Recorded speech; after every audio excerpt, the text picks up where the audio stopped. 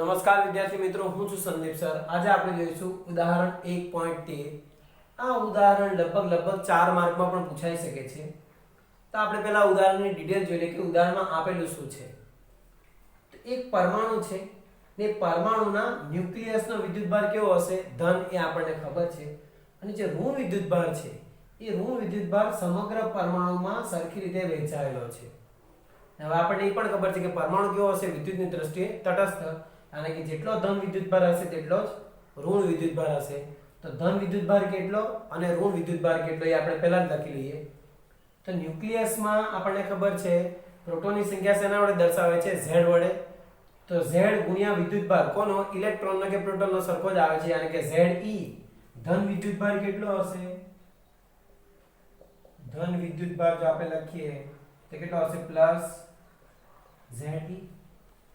અને ઋણ વિદ્યુતભાર કેટલો હશે? એક્ઝેક્ટ એના કરતા વિરુદ્ધ, yani કેટલો હશે? Minus Ze।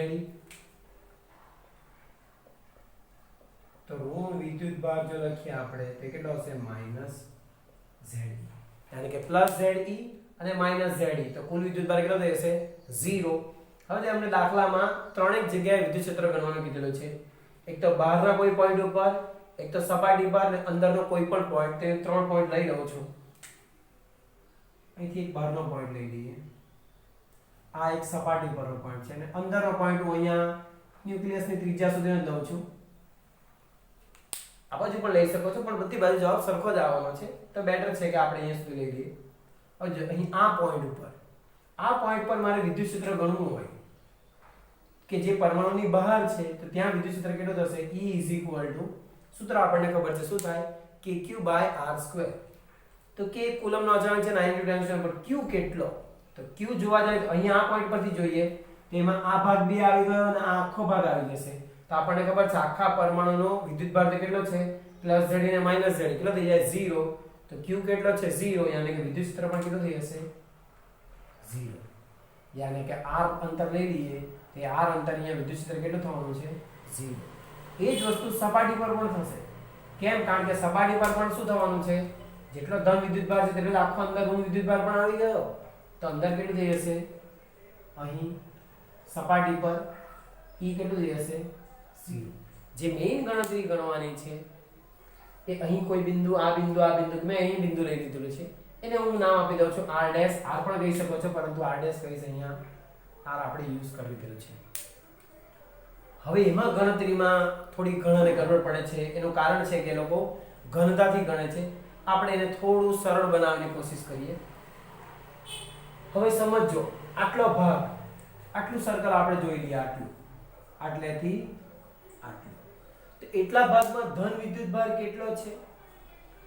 પ્લસ Ze જેટલો। ઋણ વિદ્યુતભાર કેટલો? ઘણા એમ કહે છે કે માઈનસ Ze જેટલો વિદ્યુતભાર નથી, એ તો આખા પરમાણુ આટલા ભાગની ત્રિજ્યામાં છે, r ત્રિજ્યામાં, કેપિટલ R ત્રિજ્યામાં। આટલા ભાગમાં કેટલો એ ગણવું હોય તો પરમાણુ તમારે ગોળો ધારી લેવો પડશે। તો આપણને ખબર છે, જોજો, આખા પરમાણુમાં ઋણ વિદ્યુતભાર, આખો આ પરમાણુ લઈ લઈએ તેમાં ઋણ વિદ્યુતભાર કેટલો છે? Minus Ze। તો આટલા ભાગમાં કેટલો એટલું ગણી લઈએ તો આપણું કામ સરળ થશે। હવે જોજો એને કેવી રીતે ગણશું? r' અંતર માટે, હવે બધી ગણતરી r' અંતર માટે જ થવાની છે। તો r' અંતર સુધીમાં ધન વિદ્યુતભાર કેટલો છે? તો એ તો પ્લસ Ze છે। કેમ? કારણ કે ન્યુક્લિયસની બહાર ધન વિદ્યુતભાર નથી, એટલે કે આટલા ભાગમાં ધન વિદ્યુતભાર કેટલો છે? Plus Ze। તો એ થઈ જશે ધન વિદ્યુતભાર પ્લસ Ze। ઋણ વિદ્યુતભાર માઈનસ Ze નહીં થાય, કારણ કે માઈનસ Ze તો આખા પરમાણુની અંદર છે। તો આટલા ભાગમાં કેટલો? તો સમજો, આખા પરમાણુમાં ત્રિજ્યા કેટલી છે? કેપિટલ R છે, એને ગોળો ધારી લઈએ તો કદ કેટલું થાય? 4/3 πr3, યાની કે 4/3 πr3। એમાં ઋણ વિદ્યુતભાર કેટલો છે? માઈનસ Ze જેટલો। તો આપણી પાસે હવે ગોળો કેટલો છે? 4/3 πr3 નો, તો એ થશે 4/3 πr3। એમાં વિદ્યુતભાર, ઋણ વિદ્યુતભાર કેટલો થશે? તે રહેશે માઈનસ Ze। આ અહીંયા ગુણાઈ જશે into 4/3 pi r dash cube ના છેદમાં 4/3 pi r cube. આ સાદી ગણતરી છે એકદમ.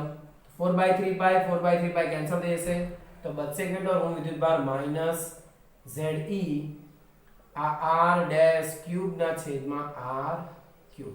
તો આ થઈ ગયો ઋણ વિદ્યુતભાર, યાની કે r ડેશ અંતરમાં ધન વિદ્યુતભાર કેટલો છે પ્લસ ZE ને ઋણ વિદ્યુતભાર કેટલો છે minus ZE r dash cube by r cube. તો હવે આટલા અંતરે કુલ વિદ્યુતભાર કેટલો થયો? આટલો પ્લસ છે આટલો માઈનસ છે. તો આપણે r ડેશ અંતરે કુલ વિદ્યુતભાર એ કેટલો થઈ જશે? આ પ્લસ ZE ને એમાં ઋણ વિદ્યુતભાર ઉમેરી દેવાનો, પણ આ માઈનસ છે એટલે એ થઈ જશે minus ZE r dash cube ના છેદમાં r ક્યુબ. બરાબર છે. આ બંનેમાંથી ZE કોમન નીકળી જશે તો શું વધશે? 1 minus r dash cube by r cube. તો આ થયો વિદ્યુતભાર. હવે આપણે વિદ્યુત ક્ષેત્ર ગણવું હોય r ડેશ અંતર અહીંયા તો એ કેટલું થશે? E = k q ની જગ્યાએ કોણ મૂકી દેવાનું? આટલો વિદ્યુતભાર. એ શું છે?